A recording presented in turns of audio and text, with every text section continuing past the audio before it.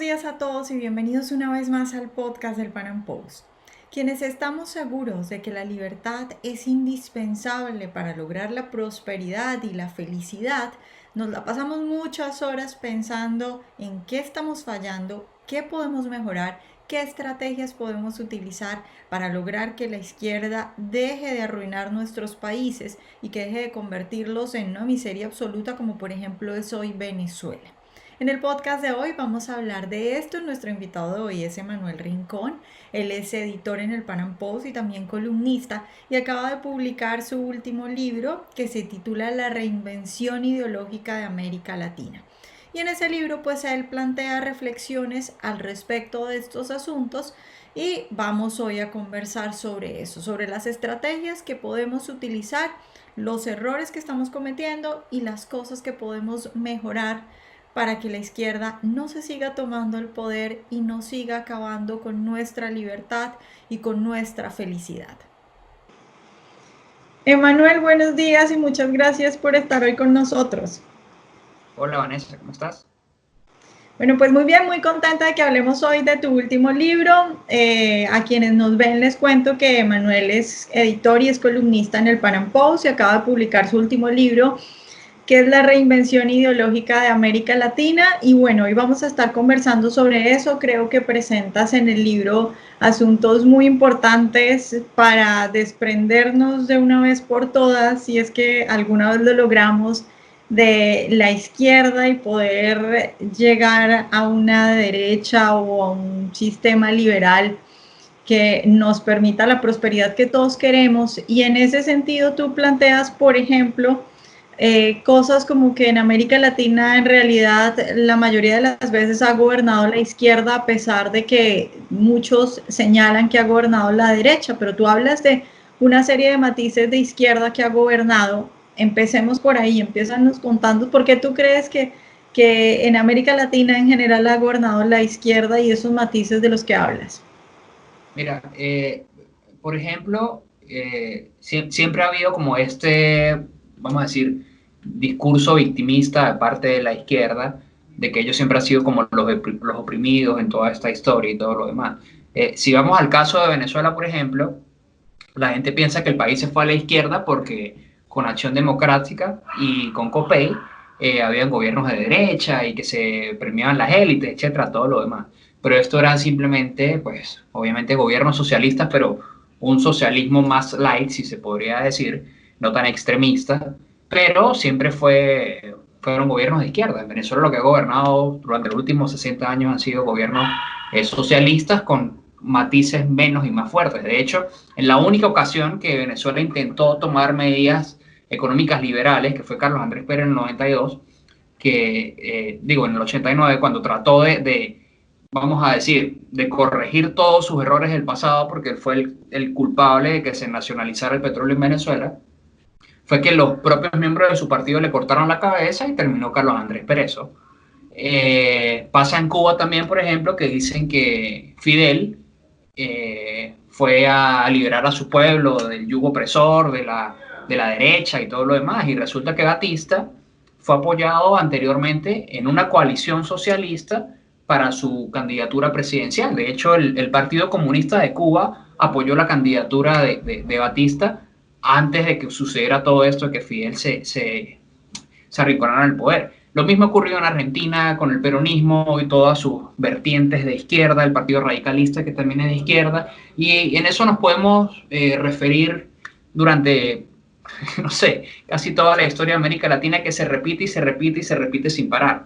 Son gobiernos estatistas, son gobiernos que realmente no favorecen la iniciativa privada y que realmente no podríamos decir que se trata de una derecha, en algunos casos, digamos, más obvias que otras, que son de vertientes más de izquierda, pero, por ejemplo, bueno, tú lo ves en Colombia, que Colombia, a pesar de todo, que ha tenido también estos gobiernos que, por ejemplo, de Duque, etcétera, sigue teniendo mucho proteccionismo en su economía. Y son muchas cosas que tenemos que cambiar para poder tener economías más prósperas en el continente. Uh -huh.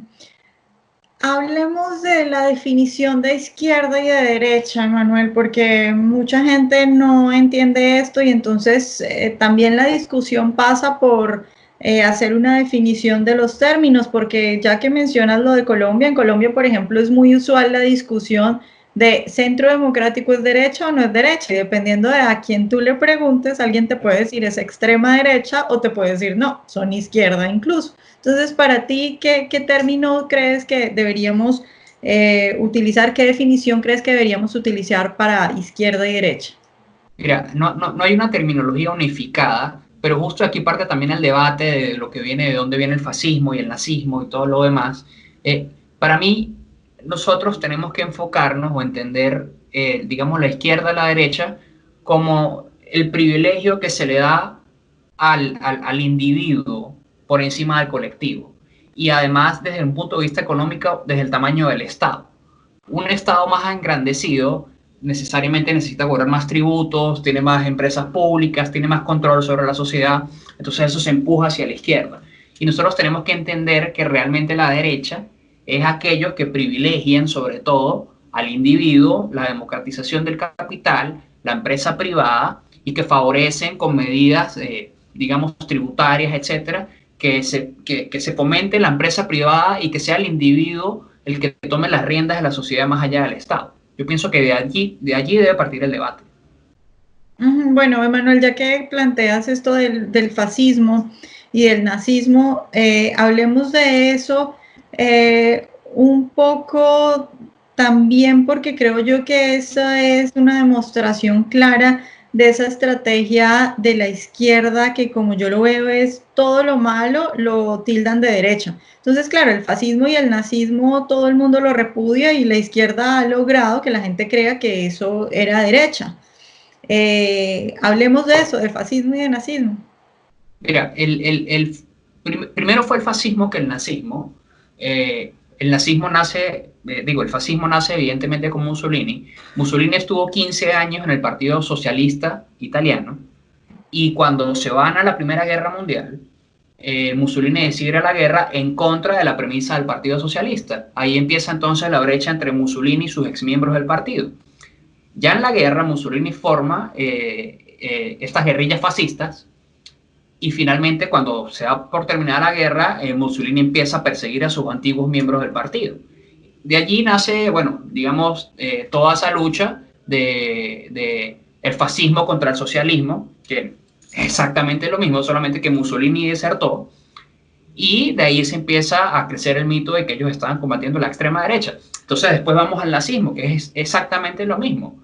Hitler representaba el nacionalsocialismo y se oponía a los principios de la socialdemocracia que seguía en ese momento unos postulados muy de cerca con el marxismo y la Comintern, que era la comunista internacional.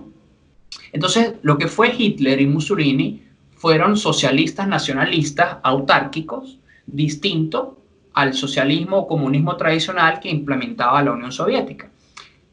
Hay dos, digamos, dos rasgos fundamentales que son los que yo llamo o los que yo comprendo que utiliza la izquierda de argumento para decir que esos fueron movimientos de derecha. El primero es que ellos combatieron al comunismo y al socialismo, y es cierto, ellos combatieron al comunismo y al socialismo marxista internacional porque ellos eran socialistas nacionalistas autárquicos, pero eran colectivistas. Y el otro argumento es que ellos supuestamente favorecían a la empresa privada, lo cual es totalmente falso. Es cierto que con Mussolini y con Hitler hubo empresas privadas, eso es cierto, pero las empresas privadas las manejaban ellos. Es decir, ellos te decían, sí, mira, tú puedes seguir trabajando, tú tienes la empresa, pero tú vas a producir lo que yo te diga, los precios los coloco yo digo cuánto van a ganar tus empleados y yo soy en definitiva el que va a mandar. Entonces ellos prácticamente eran unos funcionarios estatales porque en realidad era el Estado el que manejaba las empresas privadas. Solo que en la nómina, en el papel, había un empresario detrás de ellos, eso era todo. Bueno, Manuel, estamos hablando de la genialidad de la izquierda para lograr que unos izquierdistas sean vistos como derechistas, porque mucha gente ahora cree que que el fascismo y el nazismo es de derecha y la genialidad de la izquierda para seguir adelante y seguir cautivando gente a pesar de todos los muertos que tiene encima. Y tú hablas en tu libro acerca de la propaganda, de la estrategia comunicativa, de cómo combatir esa estrategia que tienen ellos, de cómo combatir esa habilidad que tienen en materia comunicativa. Háblanos un poco de eso. Mira, yo pienso que, digamos, todos los que consideramos o que estamos favoreciendo, favorecemos el libre mercado de la empresa privada, hemos cometido muchos errores en el pasado. Y todo empieza por no haber comprendido que nosotros hemos sido dominados culturalmente por la izquierda en los últimos 50, 100 años. Ellos han sido los que han implementado las metanarrativas a nivel mundial, los que dicen, mira, él es bueno, él es malo, él es la víctima, él es el perpetrador, etcétera, etcétera. Y ellos han ido formulando todas estas narrativas que son las que, digamos, los favorecen a ellos. Si tú te pones a ver, por ejemplo, si tú miras una noticia de AFP o EF, cuando ellos se refieren a los terroristas de la FARC, ellos no los llaman terroristas, sino que dicen que son líderes sociales que fueron ejecutados, por darte un ejemplo. Y ahí hay un largo ejemplo de cómo ellos manipulan con palabras, digamos, para favorecerse. A raíz de ello, también nosotros no hemos aprendido a comunicar como lo hacen ellos, por así decirlo. Nosotros a veces hablamos de que tenemos que favorecer, disminuir gasto público, incentivos fiscales. Eso la gente no lo entiende. La gente común no entiende cuando lo hablamos con esa terminología. Nosotros tenemos que empezar a hablarles a ellos con palabras más claras, explicarles con mensajes muy concisos que les queden. Es decir, podemos utilizar mensajes súper concretos, como, por ejemplo, el impuesto es un robo, el Estado no tiene por qué apropiarse de tu trabajo. Y son con frases muy cortas que nosotros tenemos que irnos aproximando a ellos para que ellos vayan entendiendo cómo es el Estado el que los está robando y cómo es el Estado el que les está facultando las capacidades de progresar, por así decirlo. Allí, pues bueno, en el libro elaboro una cantidad de mensajes comunicacionales precisos para ir modificando esta narrativa. Y creo que es fundamental, sobre todo, hoy en día rescatar el papel del empresario. El empresario es sumamente importante, porque la izquierda ha transformado al empresario en casi que un demonio, en un explotador, y cuando tú lees lo que la izquierda quiere vender del empresario de hoy en día, casi que parecería el feudalista de hace 250 años. Y el empresario de hoy es un sujeto que también se despierta a las 6 de la mañana para darle empleo a 3, a 10, a 20, a 50 personas, o a 100, a 1000, lo que sea, y tiene que pagar impuestos, paga nómina, paga salario, y trabaja incluso mucho más fuerte que sus propios empleados. Y eso es algo que nosotros tenemos que resaltar hoy en día, el papel fundamental del empresario para que las sociedades progresen. Emanuel, bueno, hemos hablado de la estrategia comunicativa, hemos hablado de lo que la gente piensa, de diferentes cosas, pero hay un asunto que a mí personalmente me preocupa mucho y te quiero preguntar tu opinión sobre eso. Y es que yo sí veo gente, digamos, en la sociedad que entiende estas cosas, yo veo gente que dice, bueno, quiero una derecha de verdad, que más o menos entiende por lo menos lo básico del liberalismo económico, por lo menos que un empresario es alguien que produce valor y estas cosas. Sin embargo, cuando uno ya se va al campo político, digamos, en la política real, es muy difícil encontrar partidos de verdad de derecha, que era un poco por donde empezábamos nosotros. ¿Tú cómo ves la situación de los partidos políticos que se dicen en este momento en Latinoamérica de derecha o de las opciones que pueda haber en algunos de los países de gente de verdad de derecha? Porque una cosa es lo que nosotros podamos hacer como ciudadanos y otra cosa es si eso realmente se ve reflejado en la política y en una opción real de darle el poder o el voto a alguien que piense como nosotros. Mira, indudablemente, realmente hay una escasez de partidos realmente de derecha en América Latina. Hay una escasez también de organización. Hay una escasez de, vamos a decir, de proliferación de estas ideas. Nosotros afortunadamente trabajamos en un medio en el que podemos transmitir estas ideas, pero realmente son muy pocos los que hay en Latinoamérica y en español también. Si tú te pones a comparar el número de medios que apoyan las ideas de izquierda son netamente superior. Entonces ahí tú ves que hay una falta muy importante, no solamente en organización política, sino también, insisto, en organización cultural, en mensaje, en propaganda, en comunicación. Realmente hay demasiadas faltas y bueno, básicamente todos estos puntos yo los toco alrededor del libro. ¿Cómo podemos ir trastocando todo esto? Sin duda considero que hace falta muchísima más organización. Hay mucha falta de estructura a nivel de partido. Esto es una obviedad y esto es algo que no vamos a resolver de hoy para mañana, pero tenemos que empezar a hablarlo, tenemos que empezar a discutirlo para empezar a formar y para empezar a construir estas organizaciones políticas, porque es cierto, no las hay. Y si las hay, están muy, muy, muy limitadas. Entonces, es importante ir transmitiendo este mensaje, pero sobre todo también es muy importante que nosotros vayamos impartiendo y educando sobre ideología. Hay mucha gente en Venezuela, en Colombia, etcétera, en nuestros países latinos, que por temor o mejor dicho, por conocer lo que hace el socialismo, lo que ha hecho el chavismo, dice, bueno, sí, yo estoy en contra del socialismo. Ok, pero tú le preguntas entonces por alguna política de izquierda, no sé, ¿tú estás de acuerdo con que la salud sea pública para todo el mundo? Y te dice, sí, claro, es que eso tiene que ser así. Y no entienden, no entienden entonces qué es realmente lo que es ser socialista y lo que es no ser socialista. Y a partir de allí hay muchas cosas que nosotros tenemos que asumir la responsabilidad de educar a las personas, de hacerles entender cómo funciona realmente una economía y una ideología y cómo los estados los utilizan como carne de cañón para finalmente pisotearlos. Y es nuestro deber, digamos, educar a toda esta masa, es nuestro deber aprender a comunicar mejor, es nuestro deber llegar a más personas y es nuestro deber crecer a partir de ello.